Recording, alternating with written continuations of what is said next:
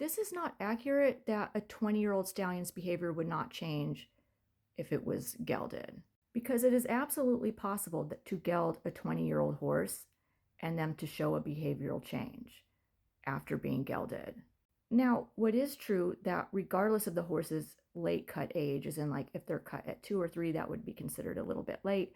So if they're late cut gelded at 2 or 3 years old on up, they may not have any behavioral changes associated with that gelding and be maintaining more stallion-like behavior for the rest of their lives, even if they're cut at 2 or 3 years old. Or the behavior will change a little bit and just not a whole lot, or it'll change in a way that you didn't expect and not the way that you had hoped, right? Because we don't get to pick and choose how a horse changes behaviorally after it's gelded. That's up to the horse. And you may not know what kind of changes the horse is going to have after you late cut gelded until up to a year after the procedure. But it's just true of any gelded horse, any late cut gelded horse from the ages 2, 3 up, that they may not have any behavioral changes from the gelding and that they remain stallion-like for the rest of their lives, just as much as it's true for a 20-year-old horse.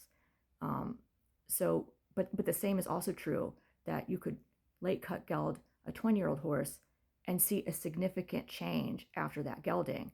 It's just not guaranteed. It's not guaranteed at any age you geld your horse, not just a 20-year-old horse. And there's other benefits to gelding even older horses besides just behavioral changes. For instance, like if he was to escape and mount a mare, the mare would not end up accidentally pregnant from that encounter with the late cut gelding of any age. It will also be easier to get that late cut gelding into another boarding facility if, say, their original boarding facility shuts or the owner moves and needs to take the horse with them. It will be easier to find a late cut gelding, another boarding situation, than it would if he was kept intact as a stallion.